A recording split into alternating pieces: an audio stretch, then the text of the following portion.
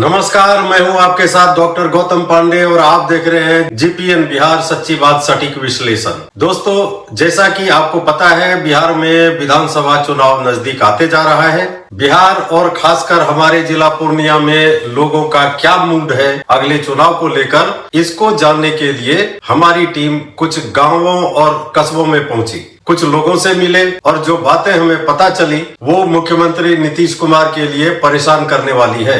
हमने इस खास प्रोग्राम को नाम दिया है वापसी या विदाई। इसके तहत हम ये जानने की कोशिश करते हैं कि लोग, आम जनता इस सरकार की वापसी चाहती है या फिर विदाई चाहती है। हमने मुख्य रूप से 3 मुद्दों पर लोगों से बात की: महंगाई, बेरोजगारी और शिक्षा, जिसकी चर्चा लगभग पूरे देश में सभी राजनेता करते हैं। डिबेट भी होती है, पक्ष और विपक्ष दोनों के अपने अपने तर्क होते हैं, परंतु धरातल पर क्या स्थिति है वह तो लोगों के बीच जाने पर ही पता चलता है। हमारा यह कार्यक्रम अब निरंतर चलता रहेगा। हम जनता के बीच जाते रहेंगे और आपको उनकी परेशानियों, शिकायतों से भी वाकिफ कराते रहेंगे। हमारी टीम का पहला पड़ाव था बड़ारा कोठी प्रखंड का एक गांव जिसका नाम है बरना। यह गांव बाबा बरुणेश्वर धाम के बिल्कुल नजदीक है। वहां के लोगों की क्या स्थिति है, क्या विचार या क्या मूड है वर्तमान सरकार के लिए, देखिए इस वीडियो में।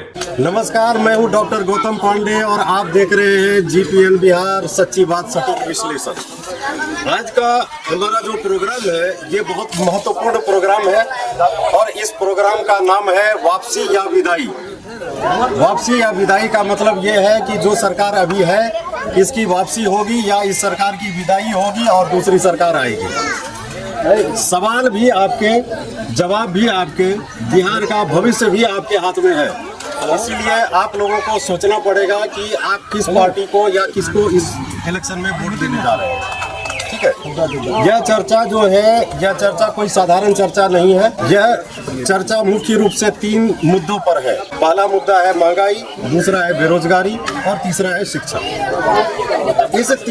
इन तीनों मुद्दों पर हम पहले जनता से सवाल करेंगे और जनता के सवाल के बाद फिर हम जनता के प्रतिनिधि जो अभी हैं और जो होने वाले हैं उनसे हम सवाल करेंगे, उनसे उनका जवाब मांगेंगे और उनसे सवाल भी करेंगे।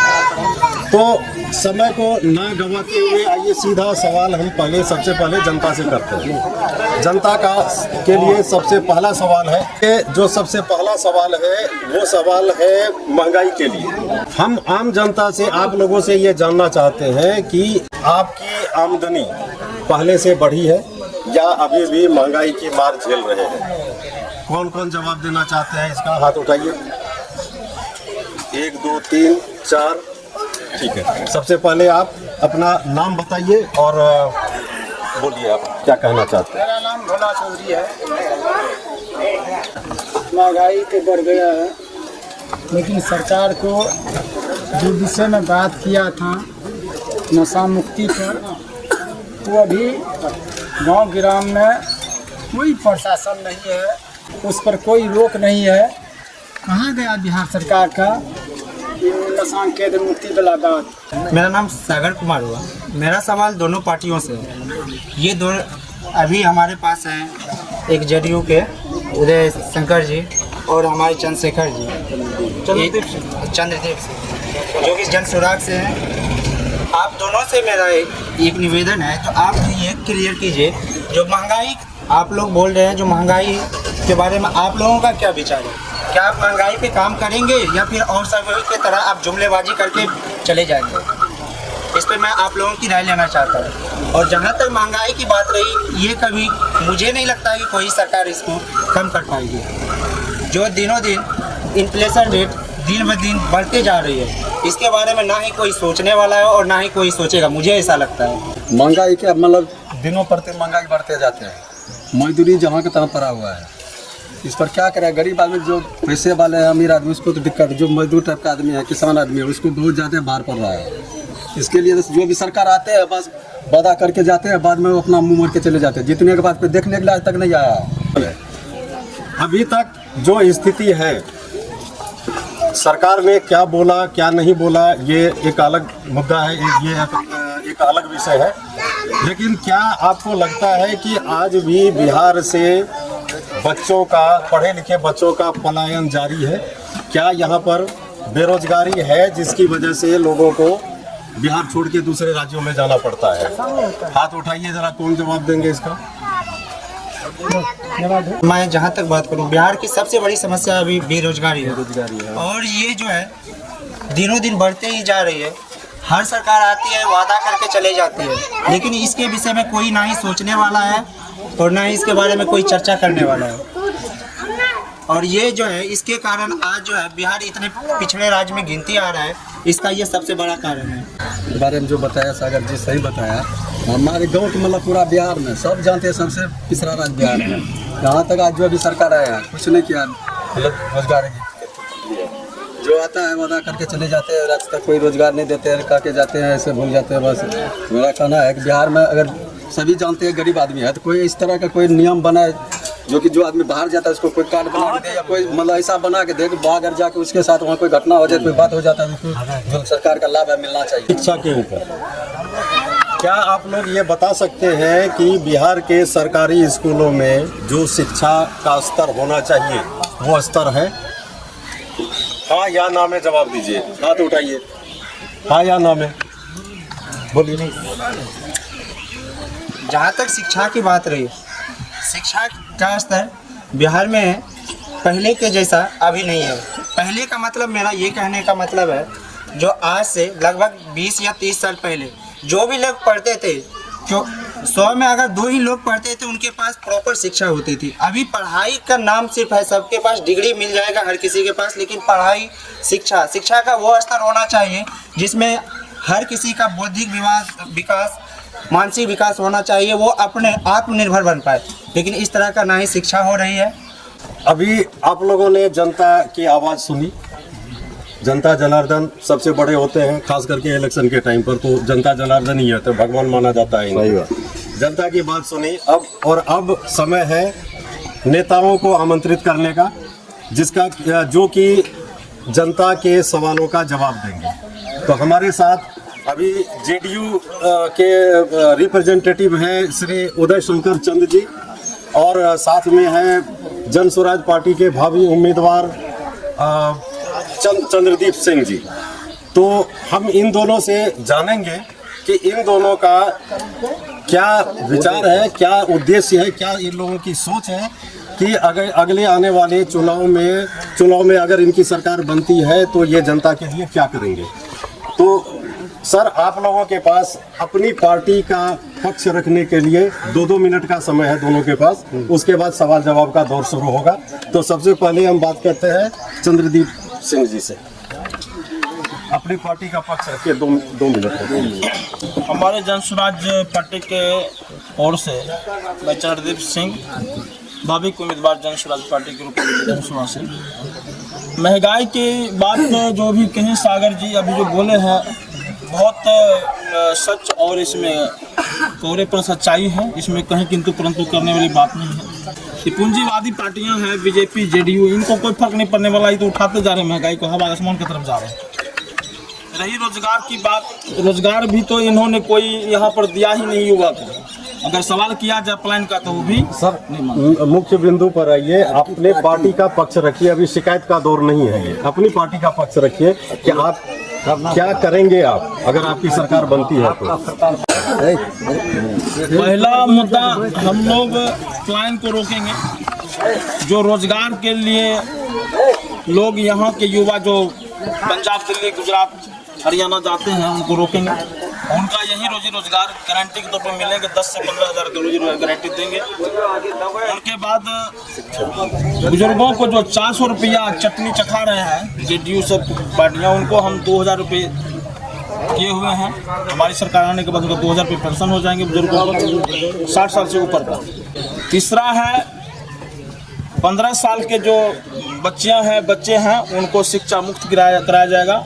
अच्छे और शिक्षा का व्यवस्था किया जाएगा, अच्छी एजुकेशन का व्यवस्था किया जाएगा बिहार में, जो कि यहीं पर पढ़ेंगे लिखेंगे, कहीं किसी को बाहर जाने का जरूरत नहीं पड़ेगा।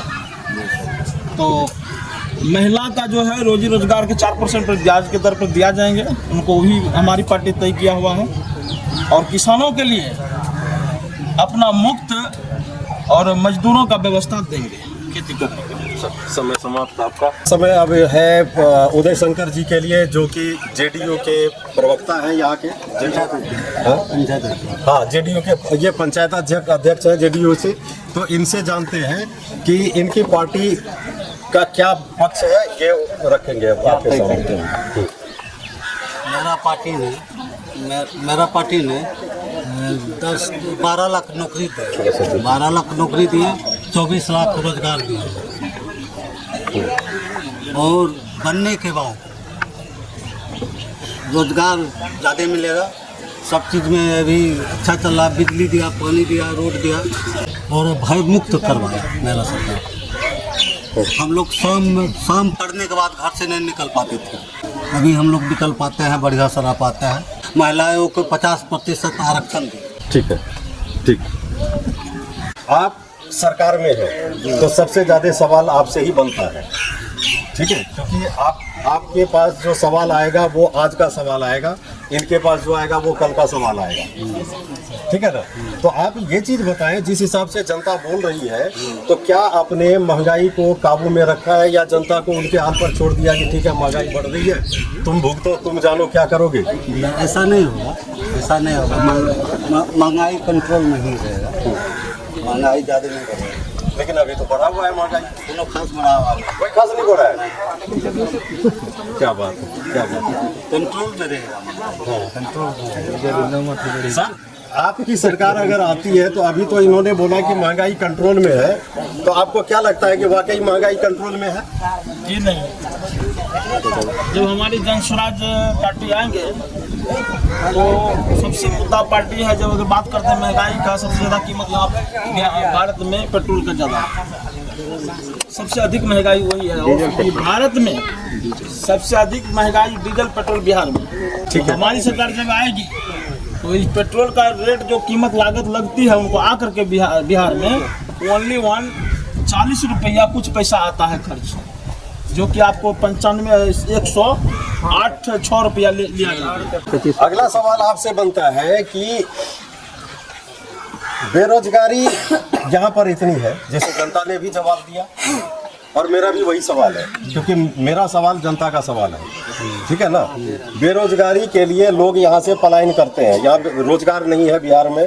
17 साल से आपकी सरकार है बिहार में, ठीक है। 17 साल सरकार रहने के बावजूद भी आपने रोजगार का ऐसा उचित प्रबंध नहीं किया जो आपको करना चाहिए था। आज भी लोग यहाँ से जाते हैं दूसरे राज्य में और वहाँ पर 15,000-20,000 रुपये की नौकरी भी करते हैं, 2 बातें भी सुनते हैं। तो अभी तक आपने इसके बारे में तो कुछ नहीं किया है। आगे जो अगर सरकार आपकी बनती है तो आप क्या करेंगे, इसमें कुछ आइडिया दीजिए जनता को कि क्या कीजिएगा? अगली बार आने के बाद इसमें सुधार होगा। किस प्रकार का सुधार करेंगे? पलायन रोका जाएगा। नहीं, तो पलायन रोकने का कुछ तो उपाय करेंगे कि पलायन रुकेगा कैसे? कोई इंडस्ट्री लगाएंगे कि क्या करेंगे? रोजगार दिया, फैक्ट्री लगाया, फैक्ट्री लगाने से अभी तक 17 साल में क्यों नहीं लगाया आपने फैक्ट्री? और अभी आपको एक चीज और बता देता हूँ, अभी हाल फिलहाल में मुझे जानकारी मिली, एक फैक्ट्री लगी है यहाँ पर इथेनॉल की, पनोरा के पास है ना। तो एक किसान ने मुझे फोन करके बताया, उसके पास भी जाऊंगा मैं। एक किसान ने फोन करके बताया कि यहाँ का 1 किलो अनाज, 1 किलो मकई फैक्ट्री वाला नहीं खरीदता है किसान से, वो सारा व्यापारी से खरीदता है। आमदनी व्यापारी को होती है, किसान को नहीं होता है। क्यों ऐसा? इस पर आप लोगों ने क्यों नहीं ध्यान दिया अभी तक? करेगा, उस पर एक्शन लिया जाएगा, एक्शन लिया जाएगा। चलिए ठीक है, ठीक है। चंद्रदीप जी, आप बताएं जरा कि ये जो अभी हमने ये मुद्दा जो उठाया अभी जी, बेरोजगारी का, पलायन का, तो आपने जो अपने स्टेटमेंट में भी बोला कि भाई हम रोजगार देंगे या हम महिलाओं के लिए ये करेंगे, युवाओं के लिए ये करेंगे। तो रोजगार सृजन के लिए, रोजगार पैदा करने के लिए आप क्या करने वाले हैं? कुछ आइडिया दीजिएगा ताकि जनता को भरोसा हो आपके ऊपर। महंगाई खासकर बिहार में क्यों बढ़ी है? हमारे पूर्व वक्ता साथी ने बताया कि शराब मुक्ति का जो एजेंडा है सरकार का, यह फेल। आज बिहार का पैसा यूपी में जा रहा है, शराब के टन बंगाल और झारखंड जा रहा है। 4000 करोड़ रुपया बिहार का इन्वेस्ट हो रहा है दूसरे प्रांत। यह पैसा अगर शिक्षा पर लगा दिया जाए, किसी फैक्ट्री पर लगा दिया जाए, तो बेरोजगारी हद तक मिट सकती है, जो सरकार यह चीज करने में फेल है। अगर सरकार यह चाह ले कि हमको बेरोजगारी हद तक दूर करना है, तो कम से कम छोटा गांव घर में उद्योग लागू करना चाहिए। महिला चलावे, पुरुष चलावे, इससे हद तक महंगाई कम हो सकती है। सानी जी आप अपना बताएं कि आपकी सरकार अगर बनती है तो आप क्या करेंगे? पिछली सरकार ने क्या किया नहीं किया वो मुद्दा नहीं है यहाँ पर। आपकी सरकार अगर मेरी सरकार बनती है तो सबसे पहले शराब को चालू करेंगे, जिससे आज जो 4000 करोड़ रुपए का आमदनी बंद है बिहार सरकार का, वह कम से कम यह पैसा रोजगार पर खर्च होगा, यह पैसा शिक्षा पर खर्च होगा, लघु उद्योग पर खर्च होगा। हमारी महिला जो बैठी हुई है घर में, वो सिर्फ झाड़ू चलाती है, झाड़ू के बदले वह मशीन चलाएगी, जिससे आमदनी होगा, आमदनी का स्रोत बढ़ेगा। यह हमारी सरकार करेगी। धन्यवाद, बहुत बहुत धन्यवाद आपका।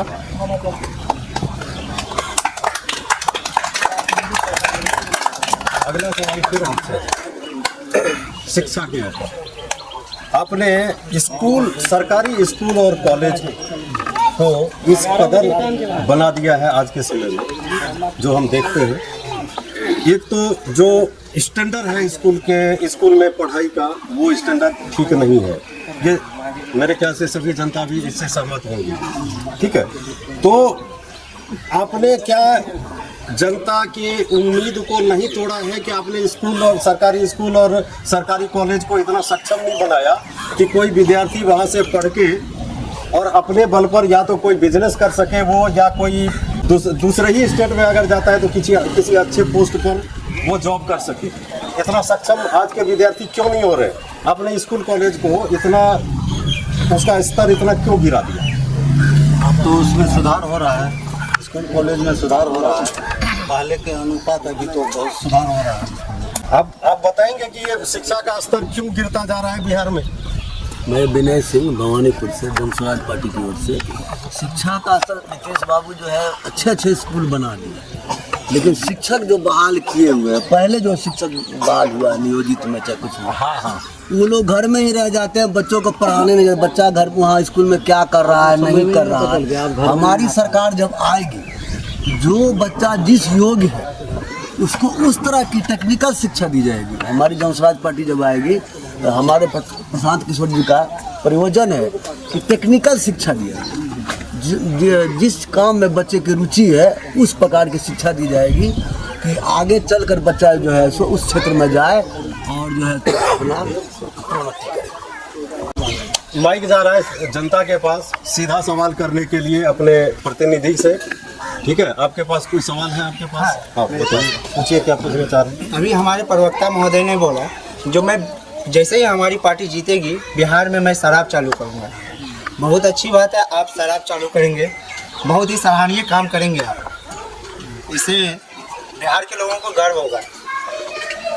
मेरी बातों को आप लोग समझ रहे हैं मैं क्या कहना चाह रहा हूँ। और दूसरी बात, अभी जहाँ तक कि नशे की बात रही, बिहार में अभी सबसे बड़ा मुद्दा नशा में शराब नहीं है। अभी जो है हर गांव, टोले, मोहल्ले में अभी के जितने भी युवा वर्ग हैं सभी नशे में डूबे हुए हैं, और वो नशा कुछ और ही है। वो नशा है अभी स्माइक, अफीम, जो कि हर टोले मोहल्ले में हर दूसरा लड़का, हर दूसरा युवा हमारे भाई इससे ग्रसित है। और इसके बारे में आपको भी आवाज़ उठाना चाहिए। आप विपक्ष में हैं, आप जरूर इतना कम से कम आवाज़ तो उठा सकते हैं सरकार से। जो ये हो रहा है आप इसके ऊपर क्यों नहीं कड़ी एक्शन ले रहे हैं? आप ये बोल रहे हैं जो हम शराब चालू करेंगे, आप वो कहीं और गई बात। लेकिन अभी जो चल रहा है बिहार में, इस मुद्दे पर आपको बोलना सबसे जरूरी बात है, ठीक है। इस पे आपको बोलना चाहिए था। ठीक है, बहुत बहुत धन्यवाद बेटी। किया जो मुद्दा आप लोगों ने उठाया, इन लोगों ने भी अपना अपना पक्ष रखा है, उसका जवाब दिया है। हम आप लोगों से ये जानना चाहते हैं कि क्या आप लोग वर्तमान सरकार के कामों से आप लोग खुश हैं या बदलाव चाहते हैं? हाथ उठाइएगा जरा। कितने आदमी खुश हैं, पहले ये बताइए। वर्तमान सरकार के कार्यकलाप से कितने आदमी खुश हैं? कैमरा घुमाइए उधर, कैमरा। दो। जो खुश है, जो संतुष्ट है इस सरकार से, वही हाथ उठाइएगा। एक आदमी है संतुष्ट, ठीक है, बहुत बहुत धन्यवाद। और जो संतुष्ट नहीं है सरकार से, वो हाथ उठाइए। जो संतुष्ट नहीं है, संतुष्ट सरकार, ये तो 20:1 का अनुपात हो रहा है। एक बात बताइए, आपके बिहार में दो मुख्य पार्टियां हैं, एक है आरजेडी और दूसरा है जेडीयू, ठीक है। अगर आप इन सरकारों से खुश नहीं हैं, तो आपका तीसरा विकल्प क्या है, ये बताइए जरा। तीसरा विकल्प, क्योंकि अभी विकल्प के रूप में आपके पास दो और मुख्य पार्टियां हैं, ठीक है ना। एक पार्टी आई है जन स्वराज और एक पार्टी आई है हिंद सेना, और एक पार्टी इनकी अभी आपने बताया था कुछ, क्या बोला था? इंडियन इनकलाब पार्टी। हाँ, ये 3 पार्टी है। एक और पार्टी है, नाम भूल रहा हूँ मैं, अभी नई पार्टी आई है, हालांकि वो पिछले इलेक्शन में भी थी वो पार्टी। तो आप अगर इन दोनों अभी के वर्तमान सरकार से खुश नहीं है, तो किसको चाहते हैं आप? खुल के बोलिए, अभी इलेक्शन में बहुत टाइम है, मन बदल सकता है इसके बाद। सबको बोल लेते हैं। हम लोग चुप का और देखते हैं कारण है, चाहते हैं उसका सरकार बीजेपी से मिला हुआ है। बीजेपी हम लोग का हिंदू का भविष्य है, इसीलिए उसको हम चाहते हैं, नहीं तो सरकार चलने वाला नहीं। तो जनता जनार्दन, आप लोगों ने जो हाथ उठाया, आपके हाथ उठाने से बिहार का मूड पता चलता है कि बिहार में अभी की जो सरकार है उसके पक्ष में कितने लोग हैं और विपक्ष में कितने लोग हैं, ठीक है। अब यही जो बिहार की जनता है, यही लोकतंत्र की ताकत है। आपका हाथ उठाना ही लोकतंत्र की ताकत है। आपका वोट आपका अधिकार है, ठीक है, और यही लोकतंत्र को थाम के रखता है। जब वोट नहीं दीजिएगा तो किस चीज़ का लोकतंत्र, ठीक है ना। तो बहुत बहुत धन्यवाद आप लोगों का। मैं डॉक्टर गौतम पांडे आप लोगों को बहुत बहुत धन्यवाद देता हूं इस डिबेट में शामिल होने के लिए, और हम फिर मिलेंगे कहीं और किसी और दिन, ठीक है। लेकिन प्रोग्राम अभी यही चलता रहेगा हमारा पूरे इलेक्शन, ठीक है, वापसी या विदाई, ठीक है। तो बहुत बहुत धन्यवाद आप लोगों का, और आप लोगों का भी बहुत बहुत धन्यवाद।